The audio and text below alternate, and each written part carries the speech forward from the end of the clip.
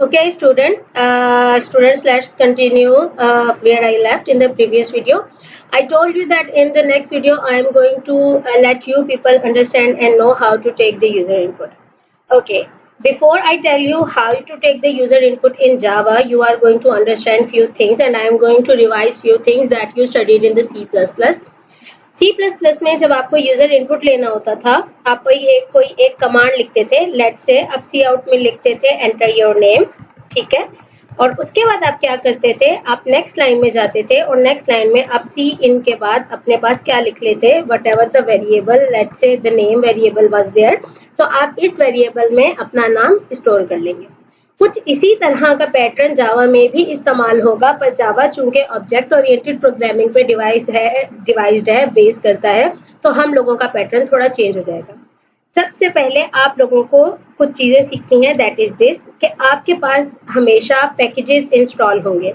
जैसे C++ में आप पैकेज डालते थे स्ट्रिंग का एंड देन आप स्ट्रिंग को यूज करने का काबिल होते थे, यहाँ पे भी आप लोगों को एक पैकेज डालना पड़ेगा और उस पैकेज को डालने के बाद ही आप क्या कर सकेंगे, अपने पास इनपुट लेने के काबिल हो सकेंगे। जावा में एक स्कैनर क्लास होती है जो कि java.util के पैकेज में होती है। मेक श्योर स्कैनर बहुत सारे पैकेजेस में है, आपको सारे पैकेजेस में से java.util वाला पैकेज लेना है। जब आप यहाँ पे java.util पैकेज वाले स्कैनर क्लास को सेलेक्ट करेंगे तो यहाँ पे देखें हमारे पास खुद ही से ये पैकेज इंपोर्ट हो जाएगा।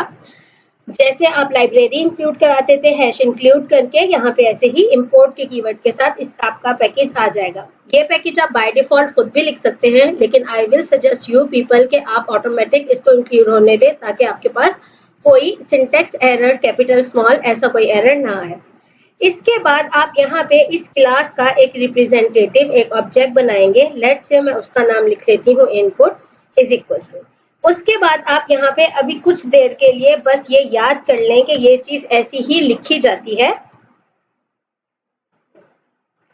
ये चीज ऐसी क्यों लिखी जाती है, ये वाली बात मैं आप लोगों को तब समझाऊंगी जब आप लोगों को मैं बहुत डिटेल में क्लासेस पढ़ाऊंगी। अभी आप लोगों के पास क्लासेस का कोई कॉन्सेप्ट नहीं है, तो बस आप ये समझ लें कि जावा में ये वाली लाइन लिखना लाजिम है जब यूजर इनपुट के लिए आते हैं, ठीक है। यहाँ पे बस मैं ये बता देती हूँ ये हो क्या रहा है, ये ऑब्जेक्ट क्रिएशन है। आप लोगों को इस ऑब्जेक्ट क्रिएशन क्यों है, ये इंस्टेंसिएशन क्यों है, हमने न्यू का कीवर्ड क्यों लिखा है, system.in ही क्यों लिखा है, स्कैनर ही क्यों यूज हो रही है या ऐसे क्यों यूज हो रही है, इस पे हम लोग जब आपकी लैब क्लासेस वाली करेंगे बहुत डिटेल में डिस्कशन करेंगे, ठीक है। So right now just make sure you know that आपके पास क्या है, आपको ये लाइन एज इट इज लिखनी है अगर आपको यूजर से इनपुट लेना है। मैं यहाँ पे एक स्ट्रिंग वेरिएबल बना लेती हूँ, लेट से u_name के नाम से, और हम यहाँ पे system.out.println में यूजर को कहते हैं एंटर योर नेम प्लीज, ठीक है। यूजर अपना नाम लिखेगा। अब यूजर के नाम लिखने के बाद what ever the user is going to write on the console we have to save it.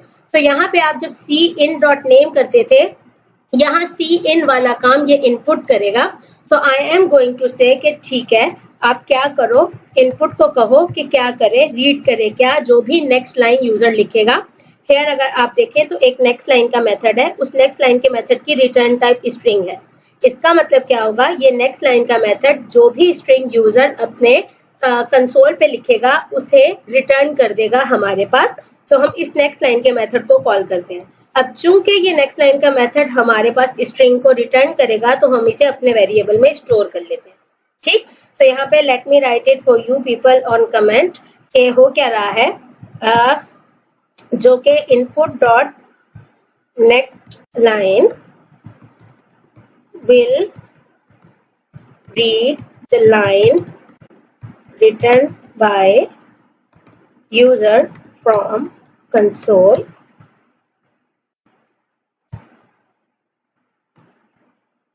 and will stored in variable, ठीक है। तो होगा क्या, आपके पास जो भी यूजर लिखेगा ये इनपुट डॉट नेक्स्ट लाइन उसको प्रॉम्प्ट करेगा रीड करने के लिए और आपके पास स्टोर कर देगा, ठीक। इसी तरीके से अगर हम यहाँ पे एक और चीज लिखें, जैसे लेट से हम यहाँ पे एक मैसेज लिखते हैं system.out.nextprintln में welcome and whatever the user name was. तो हम यहाँ पे concatenate कर देते हैं u_name, ठीक, and let's write it. यहाँ पे अगर मैं अपना नाम लिखूं तो it is saying enter your name please. I am writing my name. It is saying welcome Salas Akbar, and which I didn't write. So हम यहाँ पे अगर इसको वापस से सही से लिखें, let's say हम कहते हैं why is there an error. Okay, I mistakenly terminated it. So let's write here is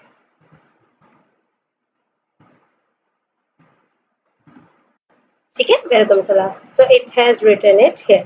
तो आप लोगों के पास ऐसा ही कुछ काम होगा आपको लेना. अब आप एक चीज अगर देखें, अगर आपको यूजर से लेट्स से कुछ और इनपुट लेना है, हम यहाँ पे कह देते हैं system.out.println I am going to comment this out, और हम यहाँ पे कहते हैं एंटर योर एज प्लीज, ठीक है. और एज में हमारे पास यहाँ पे एक वेरिएबल होना चाहिए जो कि इंटीजर एज है. अगर आपको यूजर से इंटीजर लेना है तो आप same variable that is input use कर सकते हैं कुछ इस तरीके से कि आप यहाँ पे लिखें जो इनपुट वेरिएबल है इसमें से आप क्या करें, नेक्स्ट इंटीजर रीड करें. अब आपकी मर्जी, आपको क्या रीड करना है, आपको इंटीजर रीड करना है, बाइट रीड करना है, व्हाटएवर. तो यहाँ पे आपको अगर इंटीजर रीड करना है तो नेक्स्ट इंट यूज करेंगे, फ्लोट यूज करना है तो नेक्स्ट फ्लोट यूज करेंगे, डबल यूज करना है नेक्स्ट डबल यूज करेंगे, नेक्स्ट कैरेक्टर यूज करेंगे. और हम यहाँ पे लिख देते हैं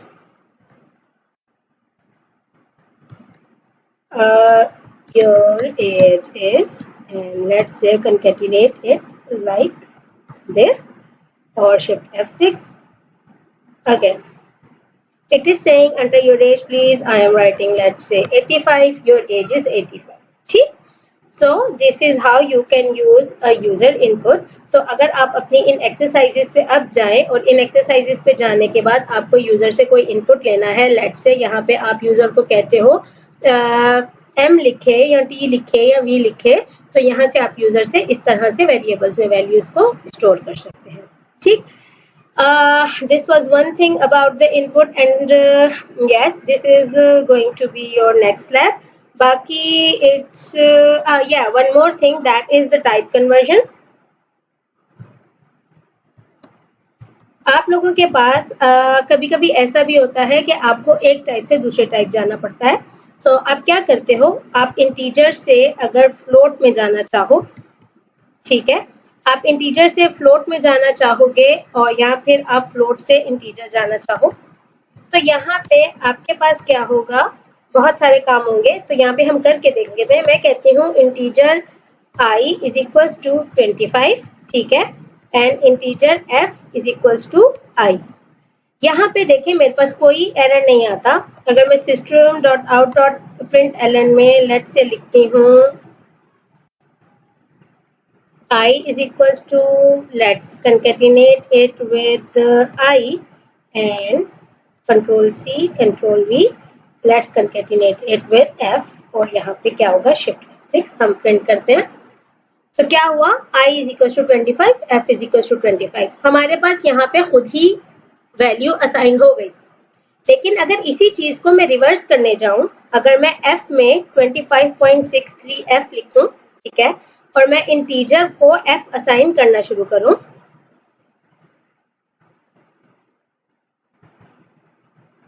एक minute, I did one thing wrong. I am going to do this again and shift F6. मैंने गलती से इंटीजर लिख लिया था. देखें इसने क्या किया, इसने इंटीजर वैल्यू ली और उसे खुद ही से फ्लोटिंग प्रिसीशन में कन्वर्ट कर दिया.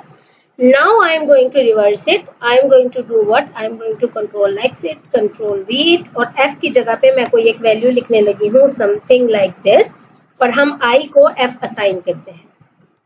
जैसे ही मैंने I को F असाइन करना शुरू किया तो ये कह रहा है incompatible data type lossy conversion. What is meant by lossy conversion? Lossy conversion का मतलब है आप बिगर डेटा टाइप से स्मॉलर डेटा टाइप में जा रहे हो. फ्लोट तो integer kind of value store कर सकता है क्योंकि उसमें वो प्रिसीशन पॉइंट पे 0 लगा देगा, लेकिन रिवर्स में अगर आप इंटीजर से किसी फ्लोट से डेटा को इंटीजर में कन्वर्ट करना चाहोगे तो मसला होगा. मतलब आपके पास इंटीजर प्रिसीशन पॉइंट लॉस करेगा, क्योंकि इंटीजर के पास ये कैपेबिलिटी ही नहीं है कि वो आपके पास प्रिसीशन को स्टोर कर सके। तो दैट्स वाई हमारे पास यहाँ पे एरर आ रहा है कि लॉसी कन्वर्जन, आपका डेटा लॉस हो जाएगा। तो जब आपको यहाँ पे कभी एक कन्वर्जन करनी हो तो इस कन्वर्जन पे जब आपका कंपाइलर एरर दे रहा हो तो आप जबरदस्ती क्या करते हो, इसको अपने पास कन्वर्ट करते हो। This is called as explicit conversion. Explicit conversion का मतलब है वो कन्वर्जन जिसे आप जबरदस्ती करें, कंपाइलर खुद ना करे। जब आप स्मॉलर डेटा टाइप से बिगर डेटा टाइप में जा रहे हो, दैट इज इंटीजर से फ्लोट में, फ्लोट से डबल में, आपके पास कंपाइलर कन्वर्जन खुद कर देगा। लेकिन अगर आप बिगर डेटा टाइप से स्मॉलर डेटा टाइप पे आते हो तो आपको एक्सप्लिसिट कन्वर्जन करनी पड़ती है। और अगर अब आप इन वैल्यूज को प्रिंट करोगे तो आप देखें क्या होगा, 25 एंड 25.63 हमारे पास वैल्यूज रिड्यूस हो गई। So this is the conversion data type. इसी तरीके से अगर मैं फ्लोट से यहाँ पे एक्सक्यूज मी फॉर दैट, अगर मैं फ्लोट से यहाँ पे डबल में डेटा कन्वर्ट करने की कोशिश करूंगी तो यहाँ पे देखिए मेरे पास एरर नहीं आएगा, because as compare to double float smaller data type है तो वो एज इट इज हमारे पास क्या करेगा, वैल्यू को प्रिंट कर देगा। अगर हम वैल्यू को देखें तो यहाँ पे देखें हमारे पास दोनों में 25.63 प्रिंट होना चाहिए। अब हुआ क्या, फ्लोट की तो वैल्यू ऐसी थी, लेकिन इसके बाद इसने क्या किया, 25.63 के आगे अपने पास रैंडम वैल्यू जनरेट कर दी, because double has the greater value. ठीक है, so this was the conversion जो आप लोगों को मैंने समझाई थी। That was it for me from my side this for this lab. बाकी if you have any questions we will have a session of hours जिस पे आप मुझसे क्वेश्चन पूछ सकते हो, क्यूरी कर सकते हो ऑन कैंपस। सो मैं आपकी क्यूरीज वहां पे देखूंगी। टिल देन अल्लाह हाफिज।